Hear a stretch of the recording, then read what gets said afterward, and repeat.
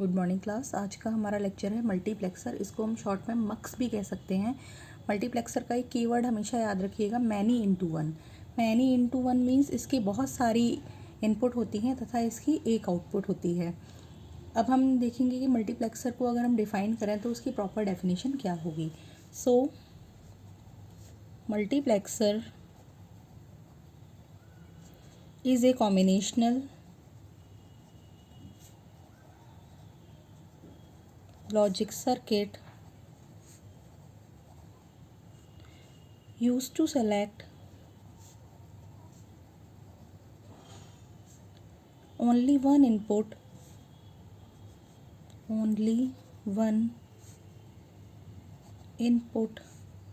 line to output based on selection line.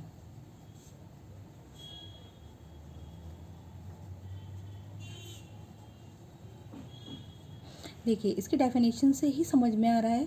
Only one input line means बहुत सारी input line है, उनमें से कोई एक लाइन को ही सिलेक्ट करेगा टू आउटपुट से बेस्ड ऑन सिलेक्शन लाइन, या कि इसमें सिलेक्शन लाइन का भी कुछ कंसेप्ट है। अभी हम इसका जब ब्लॉक डायग्राम देखेंगे तो आपको पता चलेगा, और अभी इसमें आगे हम बताएंगे तो आपको पता चलेगा कि आखिर सिलेक्शन लाइन होती क्या है।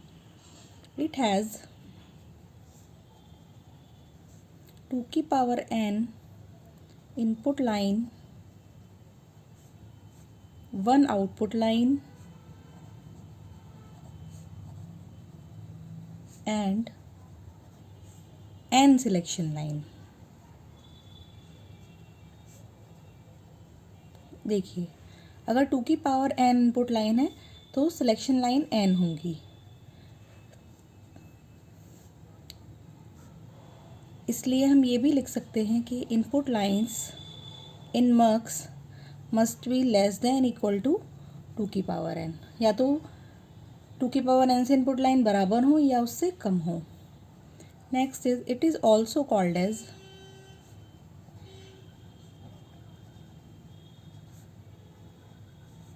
Data selector.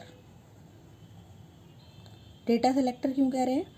क्योंकि ये बहुत सारे अवेलेबल डेटा में से किसी एक को सेलेक्ट करके आउटपुट पर देता है।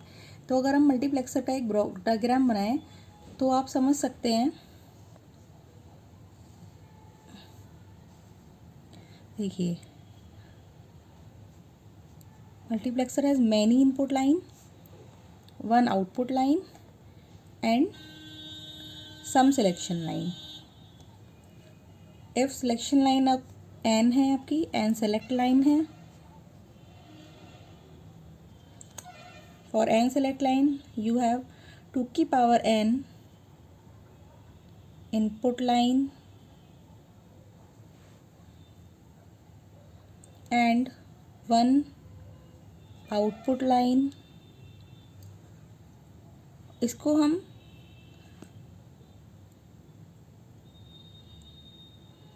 n/1 से दिखाते हैं। बेसिकली डाटा सेलेक्टर क्यों कहा? क्योंकि आउटपुट पे कोई भी एक इनपुट आपकी एक टाइम पे कनेक्ट होगी। Basically it is a switch जो किसी भी एक इनपुट को एक टाइम से आउटपुट से कनेक्ट करता है। तो this is a block diagram of multiplexer. तो हम एग्जाम्पल के लिए आज स्टडी करेंगे 8x1 मल्टीप्लेक्सर की। 8x1 मल्टीप्लेक्सर में नाम से ही आपको पता चल रहा है कि इसमें 8 इनपुट होंगी तथा एक आउटपुट होगी। ठीक है, 8x1 या 8/1 mux. Number of input 8, number of output 1 और सेलेक्ट लाइन होंगी आपकी 2n। जब 8 है तो n विल इक्वल टू 3, तो आपकी 3 सेलेक्ट लाइन हो जाएंगी।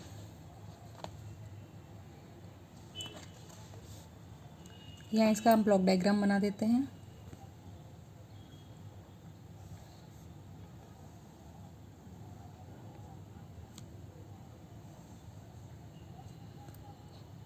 सेलेक्ट लाइन है इसके पास suppose 1 2 3 4 5 6 7 8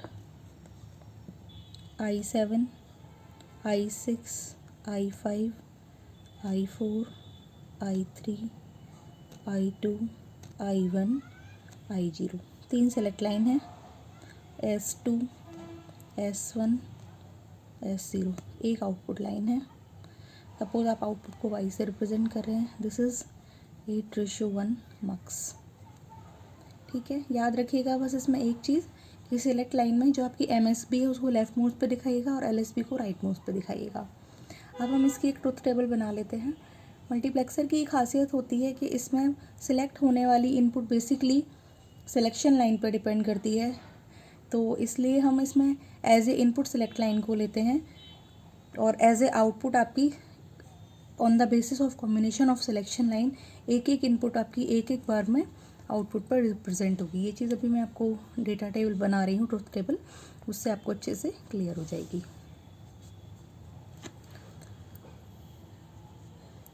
S2, S1, S0, Y, इनके पॉसिबल सारे कॉम्बिनेशन लिख लीजिए। 0 0 0, 0 0 1, 0 1 0, 0 1 1, 1 0 0, 1 0 1, 1 1 0, 1 1 1।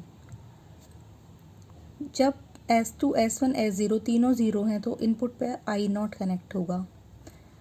जब सिलेक्ट लाइन 0 0 1 है तो इनपुट आउटपुट पे आपका I1 कनेक्ट हो जाएगा। सिमिलरली सो ऑन, मैं रीडिंग्स लिख दे रही हूँ कि किस कॉम्बिनेशन के लिए कौन सी इनपुट लाइन सेलेक्ट होकर आउटपुट पे कनेक्ट होगी। तो ये हमारी ट्रुथ टेबल बन गई है फॉर ए क्रॉस 1 मल्टीप्लेक्सर के लिए।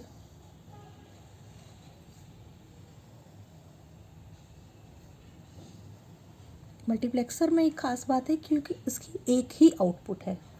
एक आउटपुट का मतलब है कि ये सारे के सारे पॉसिबल कॉम्बिनेशन हमारे ऐड होंगे। अब पॉसिबल कॉम्बिनेशंस को हम लिखेंगे कैसे? मल्टीप्लेक्सर की आउटपुट को हम लिख सकते हैं y इक्वल टू, जब S2, S1, S0 तीनों कॉम्प्लीमेंटेड फॉर्म में हो और उनके साथ I0 का मल्टीप्लाई हो, एक आपका मेन टर्म ये आ जाएगा। S2, S1, S0 तीनों कॉम्प्लीमेंटेड फॉर्म में I0 प्लस नेक्स्ट टर्म लिखेंगे आप S2 बार, S1 बार, S0, I1 प्लस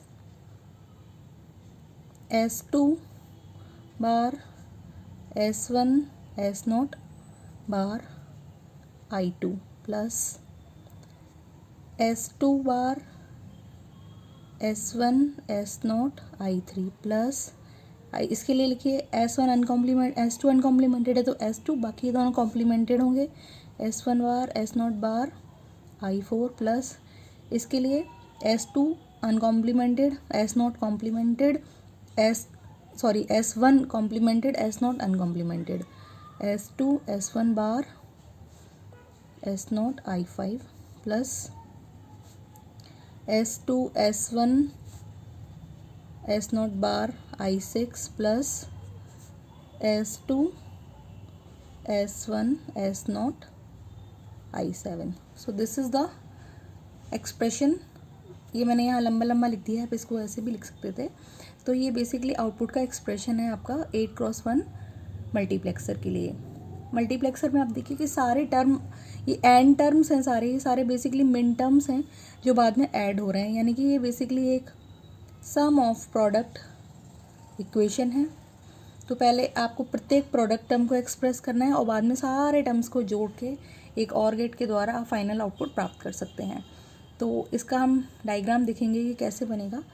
इसको बनाने के लिए आप S2, S1, S0 तीन आपने इनपुट ले ली, सॉरी सिलेक्ट लाइन ले ली।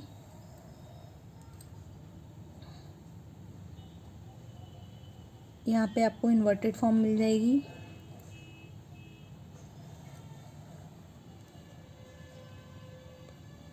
ये आपने एक एक नॉट गेट लगा दिया है। इन्वर्जन की अगर आपको ज़रूरत होती है कहीं पे तो आप इस बार से कनेक्ट करेंगे। तो पहला टर्म है हमारा S2 बार, S1, S0, I0, ठीक है। तो S2 बार,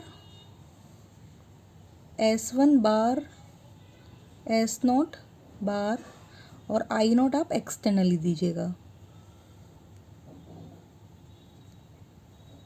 एक एंड गेट लगाया तो आपको ये पहला टर्म यहाँ मिल गया। दूसरा टर्म है आपका S2 S1 कॉम्प्लीमेंटेड फॉर्म में है, S2 और S1 कॉम्प्लीमेंटेड फॉर्म में है, S0 आपका अनकॉम्प्लीमेंटेड फॉर्म में है और इसके साथ आपकी डेटा इनपुट जा रही है I1।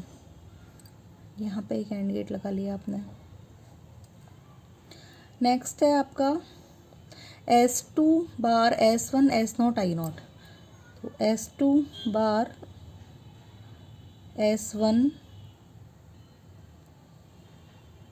S0 बार और I2। यहाँ भी एक एंड गेट लगाया आपने। अगले टर्म के लिए ये कॉम्प्लीमेंटेड है, ये दोनों अनकॉम्प्लीमेंटेड हैं, तो ये कॉम्प्लीमेंटेड लिया, ये दोनों अनकॉम्प्लीमेंटेड लिए आपने और इसके साथ इनपुट दी आपने एक्सटर्नल I3। यहाँ पे आपने एक एंड गेट लगाया।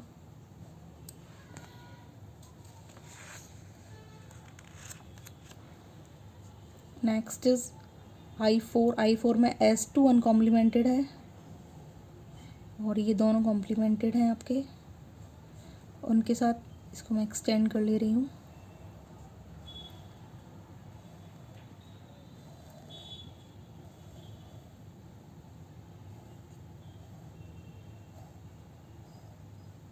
और इसके साथ आपने एक्सटर्नल इनपुट दी I4।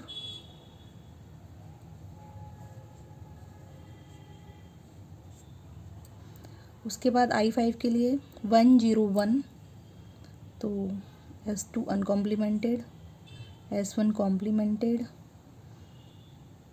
S0 अनकॉम्प्लीमेंटेड और एक्सटर्नल इनपुट आएगी आपकी I5। उसके बाद आपका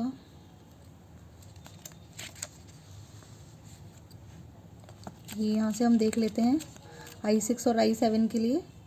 I6 के लिए 1 1 0, यानी कि 1 S1 भी अनकॉम्प्लीमेंटेड और S0 कॉम्प्लीमेंटेड और इसके साथ आएगा आपका I6। और लास्ट में तीनों ही अनकॉम्प्लीमेंटेड हैं आपके। और I7 के लिए 1 1 1 एंड एक्सटर्नल आप देंगे I7। यहाँ भी एक एंड गेट लगाइएगा और अब इन सारे एंड गेट की आउटपुट को आप एक और गेट में दे देंगे। ये मैं यहाँ पे लगा के भी दिखा दे रही हूँ आपको।